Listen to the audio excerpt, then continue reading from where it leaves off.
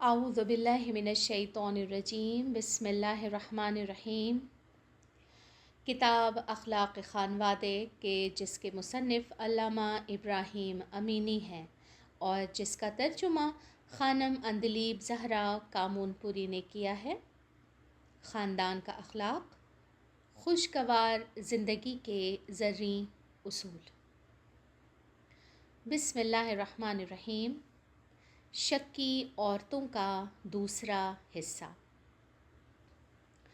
اب یہاں میرا روی سخن مرد ہیں۔ مردوں کی خدمت میں عرض ہے کہ اول تو اس نقطے کو مد نظر رکھیے کہ آپ کی بیوی اپنے شکی پن کے باوجود آپ کو چاہتی ہے، زندگی اور بچوں کو عزیز رکھتی ہے۔ جدائی کے خیال سے اسے وحشت ہوتی ہے۔ آپ کی زندگی کے افسوسناک حالات کے سبب دلی طور پر رنجیدہ ہے۔ اگر آپ کو عزیز نہ رکھتی ہوتی تو حسد نہ کرتی۔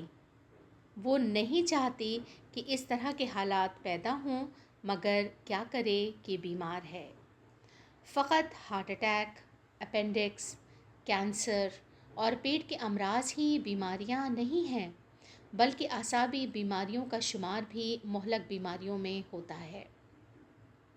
آپ کی بیوی اگرچہ نفسیاتی امراض کے اسپتال میں زیر علاج نہیں ہے، لیکن در حقیقت وہ ایک نفسیاتی مریض ہے۔ اگر یقین نہ ہو تو کسی ماہر نفسیات سے رجوع کر کے تصدیق کر لیجیے۔ ایک ایسی خاتون پر رحم اور ہمدردی کی نگاہ ڈالنی چاہیے، نہ کہ اسے انتقام لینا چاہیے۔ اس کے حال زار اور پریشان افکار پر رحم کھائیے۔ بیمار سے لڑائی جھگڑا نہیں کیا جاتا۔ اس کی گستاخیوں اور ناروا باتوں پر اپنے شدید رد عمل کا اظہار نہ کیجیے۔ لڑائی جھگڑا اور شور و غل نہ کیجیے۔ مار پیٹ اور گالم گلوچ سے کام نہ لیجیے۔ خاندانوں کی حمایت کرنے والی عدالت سے رجوع نہ کیجیے۔ بات چیت بند نہ کر دیجیے۔ طلاق اور علیحدگی کی بات نہ کیجیے۔ اس طرح کے کسی بھی طرز عمل سے اس کی بیماری کا علاج نہیں ہو سکتا، بلکہ اس میں اور شدت پیدا ہو جائے گی۔ آپ کی بدمزاجی اور برا سلوک اس کے شک کو سچ ثابت کرنے کی دلیل ہوگا۔ صحیح طریقہ کار یہ ہے کہ جہاں تک ہو سکے محبت کا اظہار کیجیے۔ ممکن ہے اس کے شکی پن اور وہم سے آپ تنگ آ گئے ہوں اور اس صورتحال سے آپ پوری طرح اکتا چکے ہوں، لیکن اور کوئی چارہ ہی نہیں ہے۔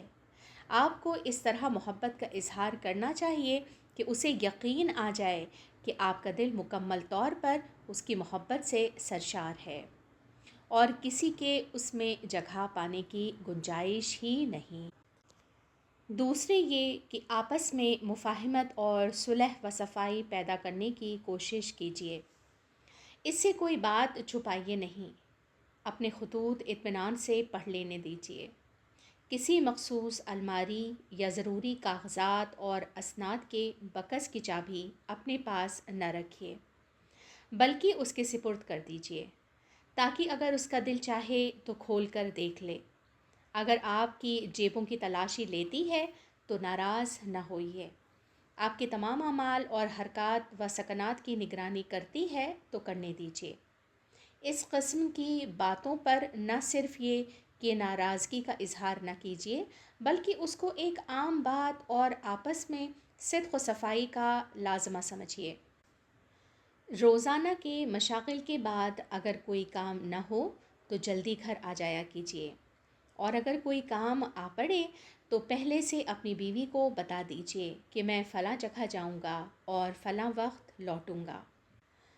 کوشش کیجیے کہ اس کے خلاف ورزی نہ ہو، اور اگر اتفاق سے وعدے کے مطابق مقررہ وقت پر نہ لوٹ سکیں تو صراحت کے ساتھ فوراً دیر سے لوٹنے کی وجہ بیان کر دیجیے۔ دھیان رکھیے کہ ان تمام مراحل میں ذرا سا بھی جھوٹ نہ بولیے، ورنہ اس کی بدگمانی میں اضافہ ہو جائے گا۔ کاموں میں اس سے صلاح و مشورہ لیجیے۔ اس سے کوئی بات پوشیدہ نہ رکھیے، بلکہ اپنی روزمرہ کے کاموں کے متعلق اس سے بات چیت کیا کیجیے۔ کبھی بھی صداقت و سچائی کا دامن ہاتھ سے نہ چھوڑیے۔ اس سے کہیے کہ جہاں بھی شک و شبہ ہو وہاں بغیر کسی جھجک کے وضاحت کرے تاکہ اس کے دل میں کوئی گرہ نہ رہ جائے۔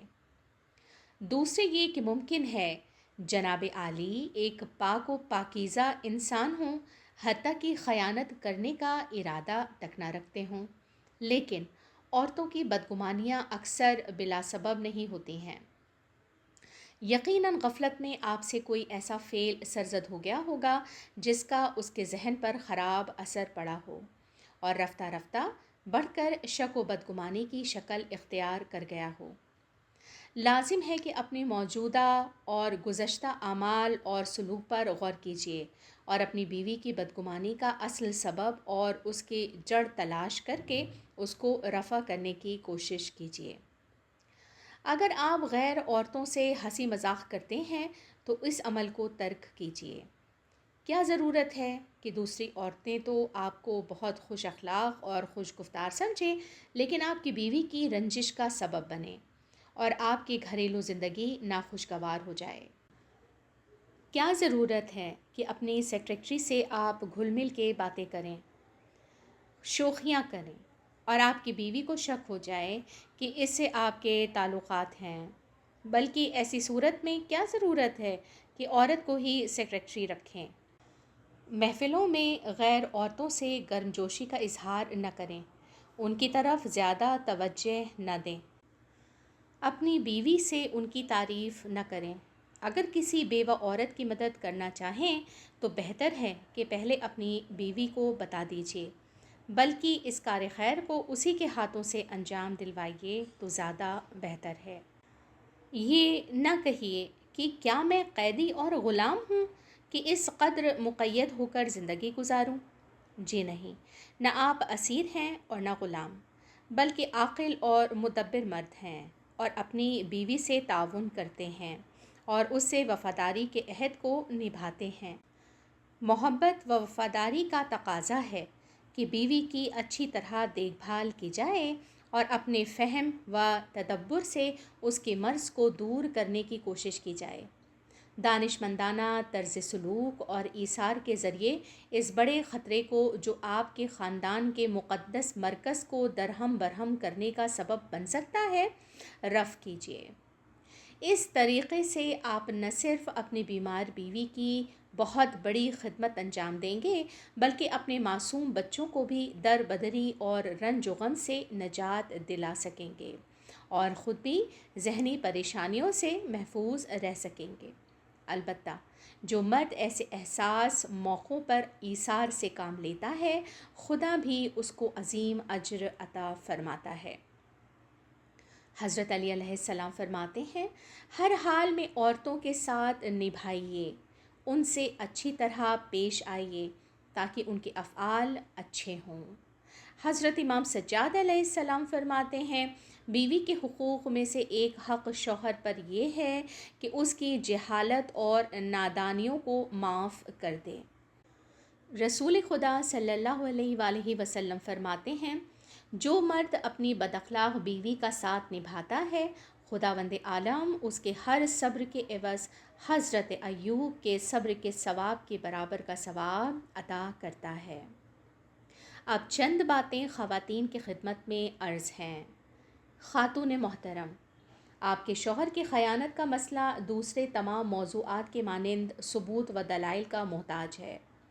اس کی خیانت جب تک قطعی طور پر ثابت نہ ہو جائے، شرعی اور اصولی طور پر آپ کو اسے مورد الزام ٹھہرانے کا حق نہیں ہے۔ کیا یہ مناسب ہوگا کہ صرف ایک شبہ ہی کسی بے گناہ انسان پر تہمت لگا دی جائے؟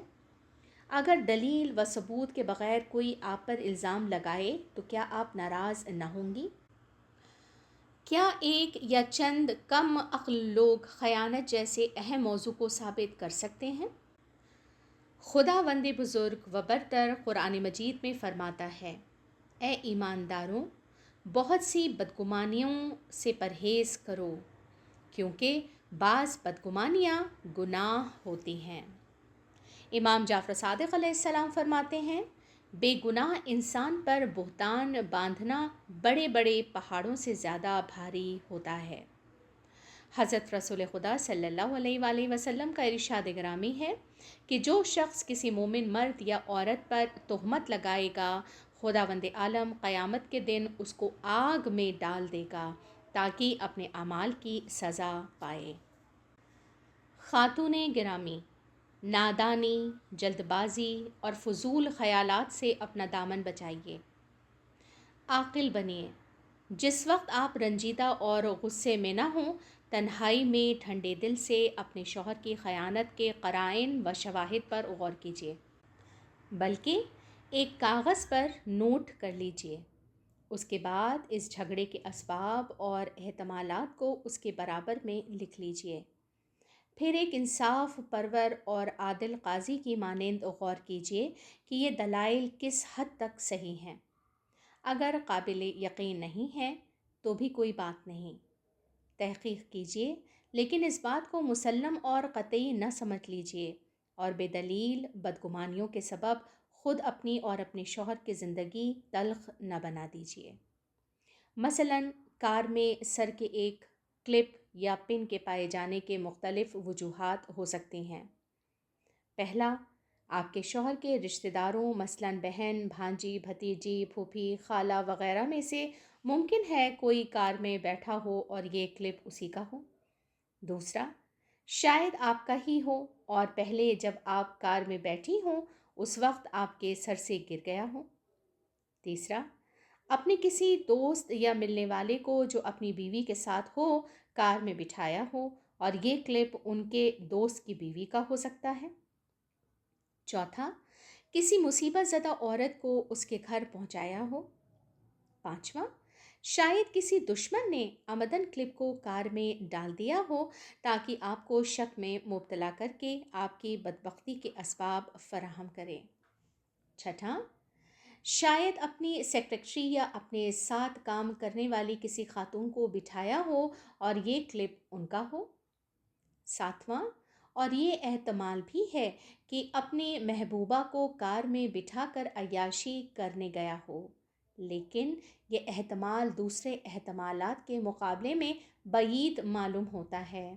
بہرحال اس بات کے متعلق صرف قیاس آرائی کی جا سکتی ہے۔ تمام امکانات کو نظر انداز کر کے اس چیز کو مسلمہ حقیقت نہیں سمجھ لینا چاہیے اور ہنگامہ برپا نہیں کر دینا چاہیے۔ اگر آپ کا شوہر دیر سے گھر آتا ہے تو یہ اس کی خیانت کی دلیل نہیں ہو سکتی۔ شاید اوور ٹائم کرتا ہو، کوئی ضروری کام پڑ گیا ہو، یا اپنے کسی دوست، رشتہ دار یا دفتر کے ساتھی کے گھر چلا گیا ہو، علمی یا مذہبی جلسے میں شرکت کرنے گیا ہو یا یوں ہی گھومنے گیا ہو جس کے سبب دیر سے گھر آیا ہو۔ اگر کوئی عورت آپ کے شوہر کی تعریف کرتی ہے اور اس کو خوبرو جوان کہتی ہے تو اس میں اس کا کیا قصور ہے؟ خوش اخلاقی کو خیانت کی دلیل نہیں کہا جا سکتا۔ اگر وہ بد اخلاق ہوتا تو کوئی اس کے پاس نہ آتا۔ کیا آپ اس سے یہ چاہتی ہیں کہ وہ بد اخلاقی کا مظاہرہ کرے اور سب اس کو بدمزاج سمجھیں اور اس سے کوسوں دور بھاگیں؟ اگر کسی بیوہ اور اس کے یتیم بچوں کے ساتھ رحم دلی کا برتاؤ کرتا ہے تو اس کو اس کے خیانت کی دلیل نہیں کہا جا سکتا۔ شاید از راہ ہمدردی اور خدا کی خوشنودی کی خاطر غریبوں اور مسکینوں کی مدد کرتا ہوں۔ اگر آپ کے شوہر کی کوئی مخصوص الماری یا دراز ہو یا اپنے خطوط پڑھنے کی اجازت نہ دیتا ہو تو اسے بھی اس کی خیانت سے تعبیر نہیں کیا جا سکتا۔ بہت سے مرد اپنے رازوں کو ذاتی طور پر پوشیدہ رکھنا چاہتے ہیں اور پسند نہیں کرتے کہ ان کے امور سے کوئی باخبر ہو۔ ممکن ہے ان کے کام کی نوعیت اس قسم کی ہو جس میں کچھ چیزوں کو نہایت خفیہ طریقے سے رکھنا ضروری ہو، یا وہ سمجھتا ہو کہ آپ رازوں کو مخفی نہ رکھ سکیں گی۔ بہرحال کوئی بھی سبب ہو سکتا ہے اور اس پر شک و شبہ کی بنیاد قائم نہیں کی جا سکتی۔ دوسری بات یہ ہے کہ جہاں بھی آپ کو کسی قسم کا شک و شبہ ہو، بہتر ہے کہ فوراً اس کے متعلق اپنے شوہر سے بات کریں۔ لیکن اعتراض کے طور پر نہیں بلکہ حقیقت جاننے کے خیال سے۔ اس سے یوں ہی پوچھیے کہ فلاں امور کے متعلق مجھے بدگمانی ہو گئی ہے، براہ مہربانی حقیقت حال سے مجھے مطلع کیجیے تاکہ مجھے اطمینان ہو جائے۔ اس وقت اس کی بات خوب غور سے سنیے، اور اگر آپ کا شک دور ہو گیا ہے تو بہت اچھا ہے، لیکن اگر آپ اس کے جواب سے مطمئن نہیں ہوئی ہیں تو بعد میں اس کے متعلق تحقیق و چھان بین کیجیے تاکہ حقیقت آپ پر روشن ہو جائے۔ اگر تحقیق کے ضمن میں کسی بات کے متعلق آپ کو علم ہو جائے کہ آپ کے شوہر نے جھوٹ بولا تھا اور حقیقت کے خلاف بات بیان کی تھی، تو صرف اس جھوٹ کو اس کی خیانت کی دلیل نہ مان لیں، کیونکہ ممکن ہے وہ بے گناہ ہو لیکن اسے آپ کی بدگمانی کا علم ہو، اس لیے جان بوجھ کر حقیقت کے برخلاف بات بیان کی ہو کہ کہیں آپ کے شک و شبہ میں اضافہ نہ ہو جائے۔ بہتر ہے کہ اس سلسلے میں پھر اس سے پوچھیے اور اس کی غلط بیانی کی وجہ دریافت کیجیے۔ البتہ اس نے یہ اچھا کام نہیں کیا کہ جھوٹ کا مرتکب ہوا، بہتر ہوتا کہ صحیح بات بیان کر دی ہوتی، کیونکہ صداقت سے بڑھ کر کوئی چیز نہیں۔ لیکن اگر اس نے غلطی کی ہے تو آپ اپنی نادانی اور جہالت کا ثبوت نہ دیں، بلکہ اس سے صراحت سے کہہ دیجیے کہ آئندہ جھوٹ نہ بولے۔ اگر آپ وضاحت چاہیں اور آپ کا شوہر اطمینان بخش طریقے سے توضیح نہ کر سکے تو اس بات کو اس کی خیانت کے مستحکم اور قطعی دلیل نہ سمجھ لیجیے، کیونکہ اس بات کا امکان موجود ہے کہ شاید اصل بات بھول گیا ہو یا آپ کی بدگمانی کے سبب سراسیمہ ہو گیا ہو اور اطمینان بخش جواب نہ دے سکا ہو۔ ایسے موقع پر بات کو ختم کر دیجیے اور کسی مناسب موقع پر اس موضوع کے متعلق بات کیجیے اور اس قضیے کا سبب دریافت کیجیے۔ اگر کہے کہ میں بھول گیا ہوں تو اس کی بات مان لیجیے۔ اس کے بعد بھی اگر آپ کا شک باقی ہے تو دوسرے طریقے سے اس کی تحقیق کیجیے۔ تیسری بات یہ ہے کہ اپنے شک و شبے کا اظہار کسی کے سامنے نہ کیجیے، کیونکہ ان میں آپ کے دشمن یا ایسے لوگ ہو سکتے ہیں جو آپ سے حسد کرتے ہوں، لہٰذا وہ آپ کی بات کی تائید کر کے اس میں کچھ اور حاشیہ آرائی کر دیں گے تاکہ آپ کی زندگی میں تلاطم پیدا ہو جائے۔ یا ہو سکتا ہے کہ جس کے سامنے آپ بیان کریں وہ آپ کا دشمن نہ ہو لیکن نادان، ناتجربہ کار اور ہر بات پر فوراً یقین کر لینے والا ہو اور ہمدردی کے خیال سے آپ کے ہاں میں ہاں ملائے، بلکہ اور کچھ فضول باتوں کا اضافہ کر کے آپ کے ذہن کو پریشان کر دے۔ لہٰذا مناسب نہیں ہے کہ آپ نادان اور ناتجربہ کار لوگوں سے مشورہ لیں، حتیٰ کہ اپنی ماں، بہنوں اور عزیزوں سے بھی نہ کہیں۔ البتہ اگر آپ ضروری سمجھتی ہیں تو اس کام کے لیے اپنی کسی عقلمند، تجربہ کار، ہوشیار اور خیر خواہ دوست کا انتخاب کریں اور اسے ساری بات بتا کر اس سے مشورہ لیں۔ چوتھی بات یہ ہے کہ اگر شواہد و دلائل کے ذریعے آپ کے شوہر کی خیانت ثابت نہ ہو سکے اور آپ کے عزیز و اقارب اور دوستوں نے بھی تصدیق کر دی ہو کہ ان دلائل کے ذریعے آپ کے شوہر کی خیانت ثابت نہیں ہوتی اور وہ بے گناہ ہے، نیز آپ کے شوہر بھی ثبوت و دلائل کے ذریعے اور قسمیں کھا کر اپنی بے گناہی کا یقین دلائیں، لیکن اس کے باوجود آپ کی بدگمانی اور شک و شبہ دور نہیں ہوتا، تو یقین کیجیے کہ آپ بیمار ہیں اور آپ کا یہ وہم نفسیاتی اور اعصابی مرض کا نتیجہ ہے۔ لہٰذا ضروری ہے کہ کسی اچھے اور تجربہ کار نفسیاتی ڈاکٹر کے پاس جا کر اپنا علاج کرائیے اور اس کے کہنے پر عمل کیجیے۔ پانچویں بات یہ ہے کہ آپ کے مشکل کا حل وہی ہے جس کا ذکر اوپر کیا گیا ہے۔ لڑائی، جھگڑے، چیخ پکار اور ہنگاموں کے ذریعے نہ صرف یہ کہ آپ کی مشکل حل نہیں ہو سکتی بلکہ اور دوسری بہت سی مشکلات لاحق ہونے کا امکان ہے۔ خاندانوں کی حمایت کرنے والی عدالت سے بھی رجوع نہ کریں، علیحدگی اور طلاق کا مطالبہ نہ کریں، اپنے شوہر کو بدنام نہ کرتی پھریں، کیونکہ اس طرح کی باتوں سے کوئی اچھا نتیجہ برآمد نہیں ہوتا، بلکہ ایسی صورت میں ممکن ہے دشمنی اور ضد پیدا ہو جائے اور مجبور ہو کر آپ کا شوہر طلاق دے دے اور آپ کی زندگی کا شیرازہ بکھر جائے۔ یہ صورتحال آپ کے لیے ذرا بھی نفع بخش نہ ہوگی اور ساری عمر آپ پچھتاتی رہیں گی۔ ایسے وقت میں صبر اور ضبط اور دانش مندی سے کام لینا چاہیے۔ گھبرا کے کوئی خطرناک فیصلہ نہ کیجیے، خودکشی کا اقدام نہ کیجیے، کیونکہ اس قبیح فعل کا ارتکاب کر کے اپنی دنیا بھی کھوئیں گی اور آخرت میں بھی ہمیشہ کے لیے دوزخ کے عذاب میں مبتلا رہیں گی۔ کیا یہ نہایت افسوسناک بات نہیں کہ انسان ایک فضول سے خیال کے پیچھے اتنا جذباتی ہو جائے کہ اپنی قیمتی زندگی کا خاتمہ کر لے؟ کیا یہ بہتر نہیں کہ عقل مندی اور بردباری سے کام لے، اپنے مسائل کو سلجھانے کی کوشش کی جائے؟ اور چھٹی بات یہ ہے کہ اگر آپ کی بدگمانی دور نہیں ہوئی ہے اور آپ کو شک یا یقین ہے کہ آپ کے شوہر کی دوسری عورتوں پر بھی نظر ہے، تو ایسی صورت میں بھی قصور خود آپ کا اپنا ہے۔ اس بات سے ظاہر ہوتا ہے کہ آپ میں اتنی صلاحیت و لیاقت اور فہم و تدبر نہیں ہے کہ اپنے شوہر کے دل کو اس طرح مسخر کر لیں کہ اس میں دوسری عورتوں کے سمانے کی جگہ ہی باقی نہ رہے۔ لیکن اب بھی دیر نہیں ہوئی ہے۔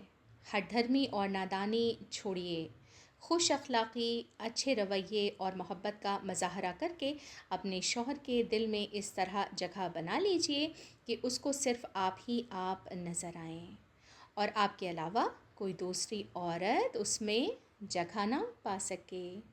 شکریہ، خدا حافظ اور بہت بہت التماس دعا۔